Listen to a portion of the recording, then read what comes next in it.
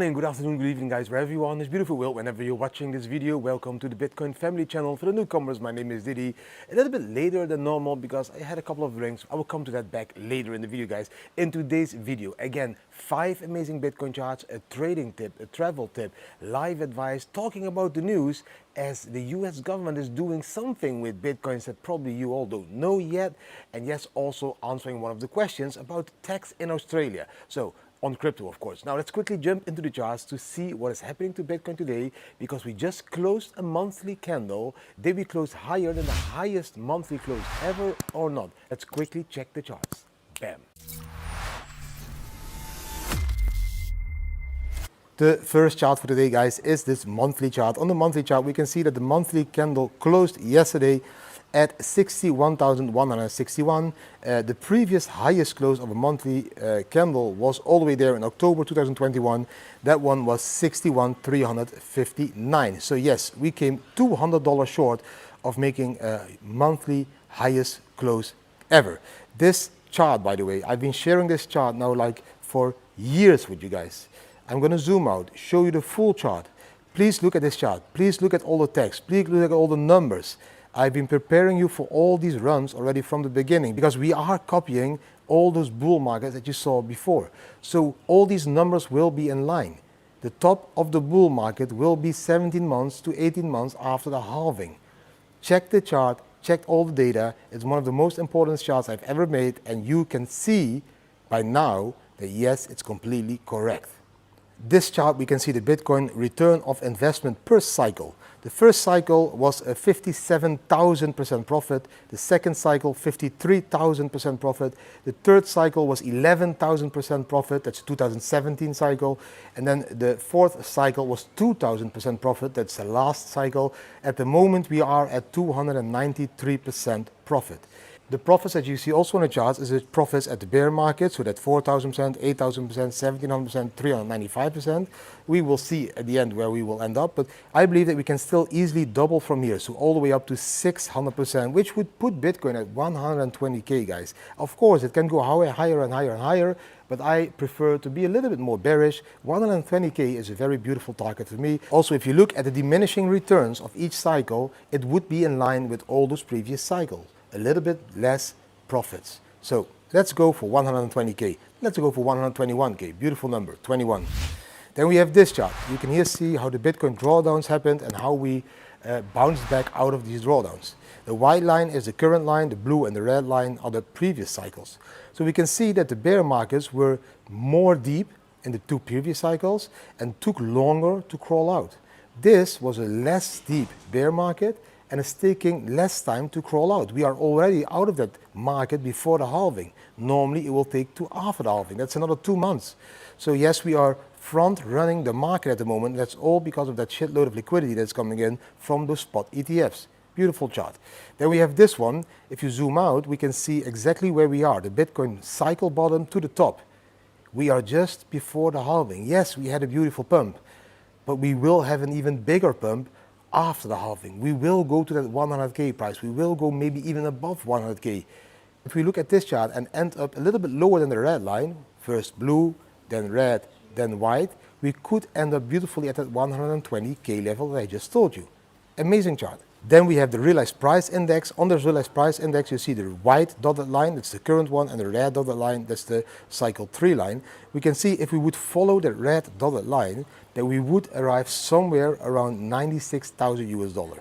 The white line, of course, could still go up because we are just in the beginning of this cycle. It could end up again, same level, around that 120K.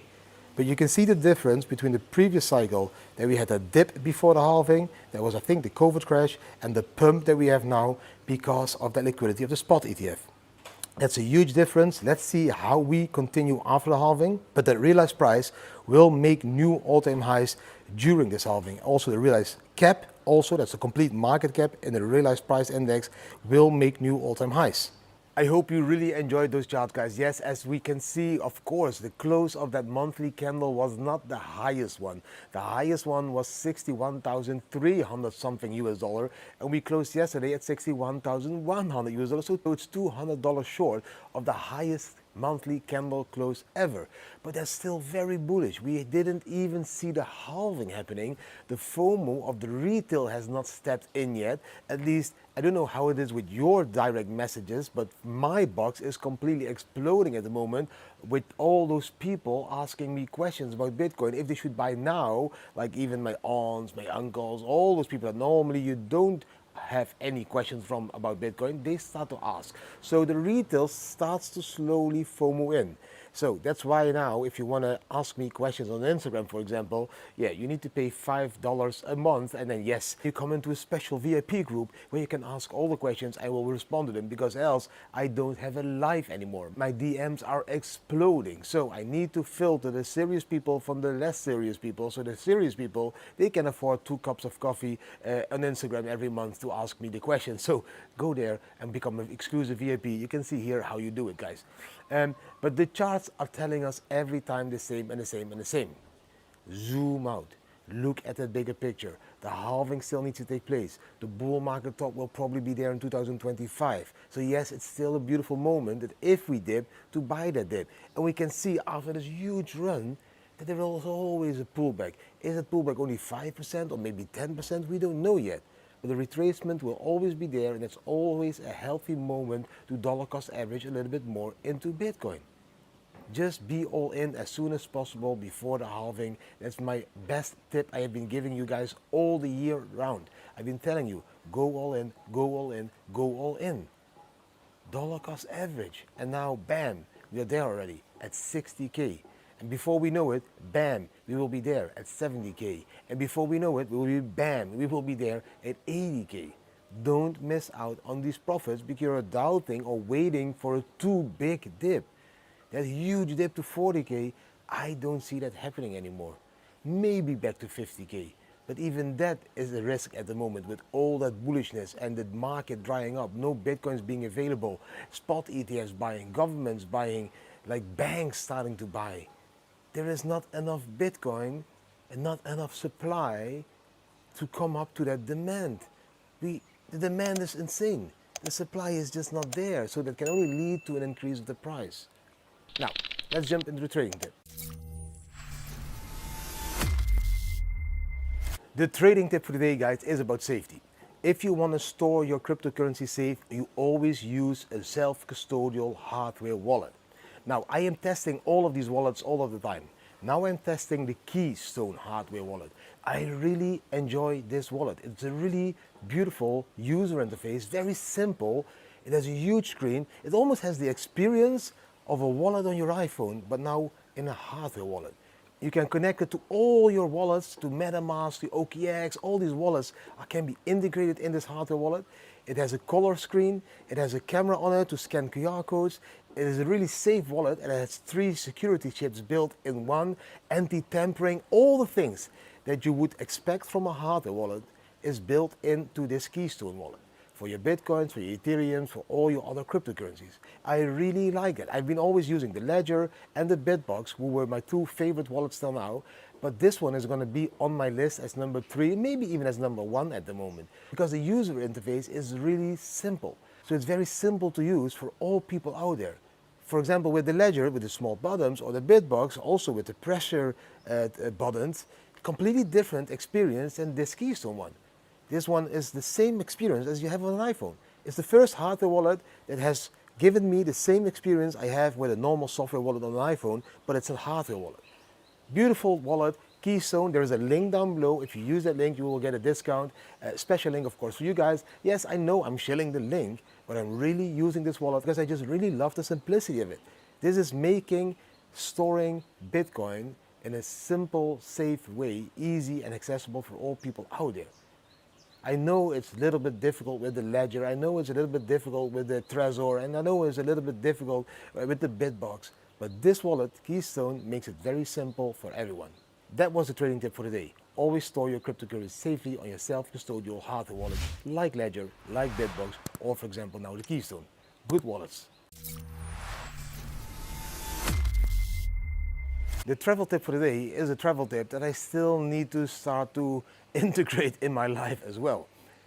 Don't invite too many friends over because you will end up needing to drink with all of them. I'm finally finding my healthy lifestyle here in Thailand, doing sports, eating healthy, and then all these friends keep coming over, and all of them are still in my past, like, hey, let's do a drink, let's do a Bacardi Coke, let's do a gin tonic, hey, let's do another drink. And I always want to make fun, so I always go there and always have fun, but I always end up drinking a little bit too much, in my honest opinion. Normally only in the weekends.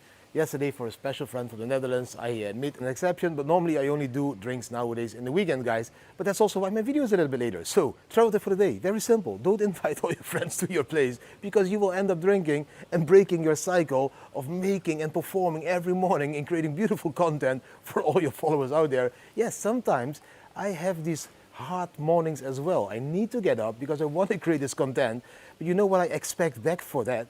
For me, getting up after a night of drinking, thumbs ups, sharing. I want to reach 75K subscribers before Bitcoin reaches 75K.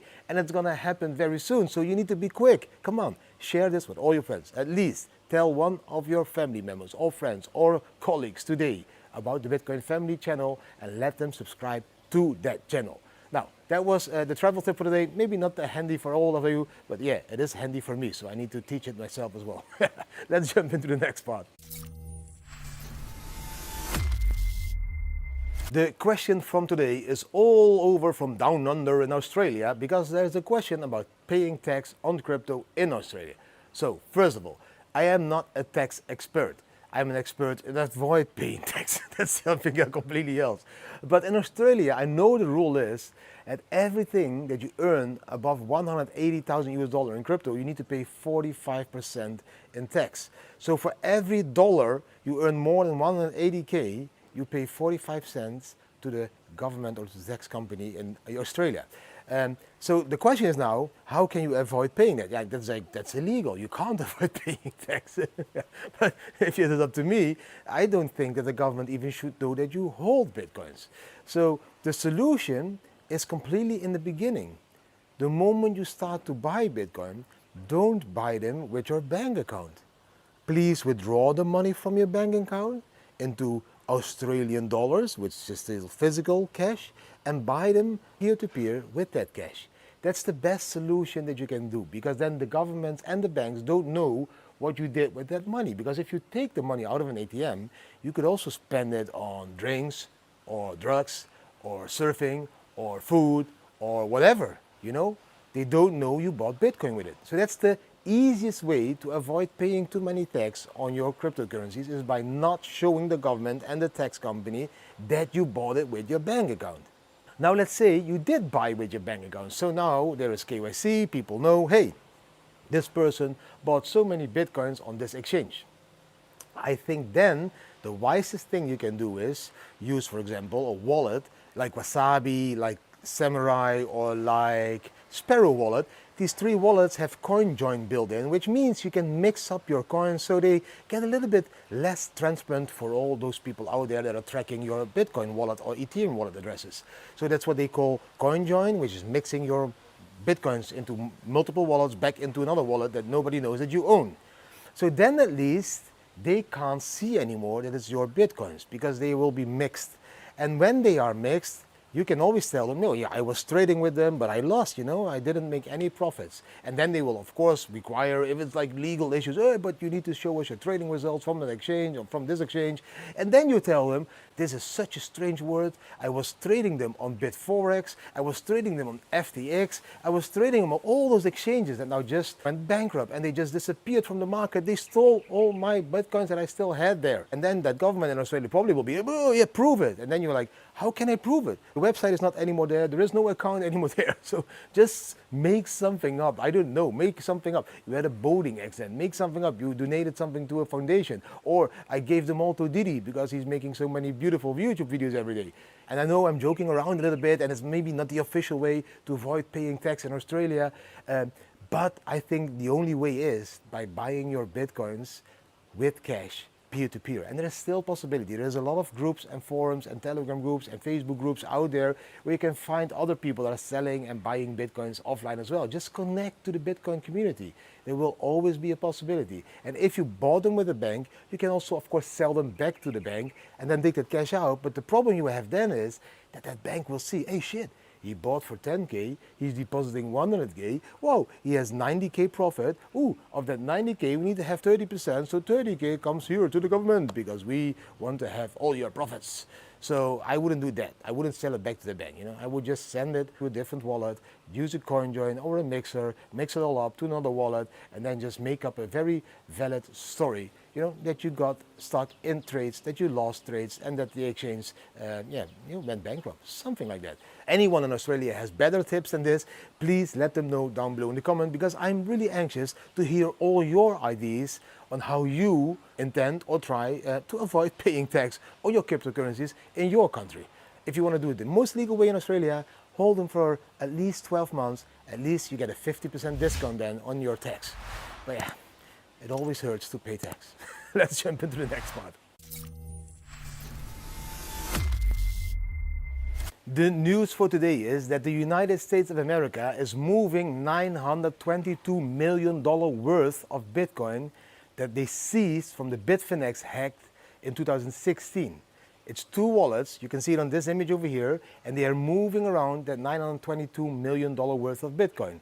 They just started to move it when Bitcoin reached 60K. So probably the government of the United States now wants to dump $900 million worth of Bitcoin onto the market, or probably selling it to their friends in BlackRock or whatever, because, they are afraid. They don't think that the Bitcoin will go higher. So these stupid governments, like stupid, they always are stupid, they are selling those Bitcoins too early, probably. That's why I think they are moving them around from that wallet that they seized into a new wallet. I can't see any other reason that the government will be moving around those Bitcoins. Or maybe there is a corrupt government official that found these wallets and is moving them to their private wallets to then CoinJoin them on another wallet that I just educated you about, and then makes them disappear into multiple other different wallets that he holds, and maybe he will live a happy life ever after like that or something. We don't know, but it's $922 million worth that they seized from a hacker couple. They called them the Crypto Bonnie and Clyde. I think his name was something with Liechtenstein, and his wife was Heather Morgan, a rapper or something. And they hacked Bitfinex and many other exchanges in that time. They caught them, I think, with like money laundering $4.5 billion worth of Bitcoin, and even seized like $3.6 billion worth of Bitcoin from that couple. They even confessed, and they of course are in jail and all that stuff. I think there's even going to be a movie about them. I read something about it. They are going to make a movie about the Crypto Bonnie and Clyde because it's one of the largest hacks that ever took place. Just imagine, like 3.6 billion was seized. 4.6 billion was money laundered. These guys probably money laundered way more than that the government could prove, but let's see. It's a beautiful story out there. That's these amazing stories that we always have in crypto, but now at least the government is probably having weekends, very weekends, like all the governments have, and they're selling those Bitcoins probably way too early. I think that government official, like in 12 months time, will be like, oh shit, we could have got like 200% of what we received last year. But yeah, it's his own mistake probably. Let's keep track of these wallets and see what is happening. Maybe they will be moved into these wallets of these spot ETF companies like BlackRock, because they're all transparent. We all know which wallets they are using. So just keep an eye on these two wallets. If these Bitcoins will be moved also to that spot ETF, that will be, of course, another beautiful news story in crypto. Yes, the BlackRock spot ETF is buying up the seized Bitcoins from a hacker in the United States. It can't get any more crazy than that. Let's see if it falls out like that, guys. Let's jump into the next part. The last part of the video, of course, always the inspirational part. And a lot of people ask me every time, again and again and again, Didi, how can I avoid having that fear of like losing everything? Like, I'm always afraid to go all into Bitcoin or to take a huge step in life because I just fear that I will lose everything. All the materialistic stuff, all that stuff, I think the most simple way to avoid being afraid of losing everything, or that you have something to lose, is by remembering that you will die. There will be a moment in your life that you die. And do you really think that moment when you die that you will think back and like, I have something to lose? You will go. You will leave something behind, probably for your wife and your kids or whatever, but you will die. Or the other way, if you're a woman, for your husband and your kids, but you will die. Why would you bother, and why would you think and overthink, that we talked about yesterday, so much about all these issues you need to solve, all these hurdles you need to overcome, all the fears that you need to break through building up courage, why would you do that? Remember yourself, hey, I will die. And every time when you tell yourself, hey, I'm a human being, I will die, maybe you lose the fear of all that shit. Why would you have that fear? At the end, we all die. Whatever you will do until you die, what does it matter? Nobody is going to laugh at you anymore when you're in your grave or in heaven or hell, whatever you believe in. It just doesn't matter. You live now, live that life to the fullest, get rid of all your fears, just do what your passion is, do what you're dreaming of, do what you want to achieve what you want to achieve, run for it, go for your goals, slowly move if you can't run, but never stop moving. All these tips that I tell you every day again and again and again, they all have to do with losing the fear in the beginning of taking that huge leap. If you want to minimize that fear of taking one of these big steps in life, always remember that there will be a moment you will die. Till that moment, enjoy life to the fullest. No fear. That's probably a logo from one of sport companies. No fear. Wasn't a brand? It was a brand. No fear. Yeah, now I will be sued by YouTube. No fear. You're shilling no fear. No, but that's what it is. It all has to do with no fear. Why would you fear all of that stuff if you know at the end it really doesn't matter if you're in your grave? You will die. Just enjoy it. Just do the fuck what you want to do. They can't take anything from you when you're dead.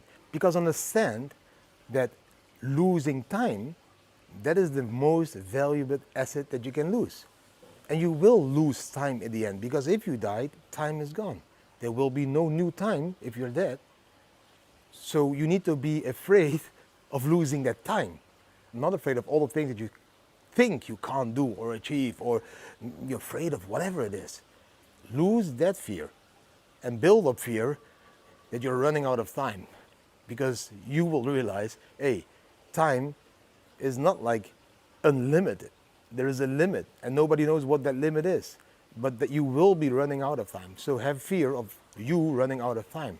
Maybe that will drop the fear of all that stupid things that you think you can lose. Your money, or a car, or an investment. All of those things don't matter if you compare those assets to time. Time is the most valuable, precious asset in your life, because you don't know how much you have, but you do know you will be running out of it. So start to use that time in the most efficient, passionate, beautiful way ever. And if you do that, you will lose all the fears of all that other shit. Just realize you're a human being, you will die, you will run out of time. That was the inspirational part, maybe a little bit dramatic, but yeah, I couldn't make a better one this morning. I hope you really enjoyed the video. If you did enjoy the video, give the video a thumbs up, share it with your friends and family, subscribe to the channel, hit the notification bell, and leave a comment. What do you think about the charts? What do you think about all the other tips? Thank you for watching. I wish you an amazing Friday. It's the 1st of March. Let's see if March will be as bullish as February. That would be very bullish, because that would mean in March we would make a new all-time high above 69K. Let's see if that will happen. Maybe we will go sideways for a bit, a little bit pullback, a little bit sideways, all the way up to the halving in April, and then pump again. But if the spot ETFs will be buying still $500, $600 million worth of Bitcoin every day, then believe me, the pullback won't be 30% or 20%, and believe me, we will keep climbing up in price. Because the name of the game is supply and demand. And if the demand is bigger than the supply, then we know that there is only one solution, and it's increasing the price. Simple as that. Thank you for watching. I wish you an amazing weekend. See you in one of the lives tomorrow and Saturday. English, Sunday, Dutch. Of course, same time, mostly in the morning, 10 o'clock, around 10 o'clock, and not too planned. Thank you. See you tomorrow.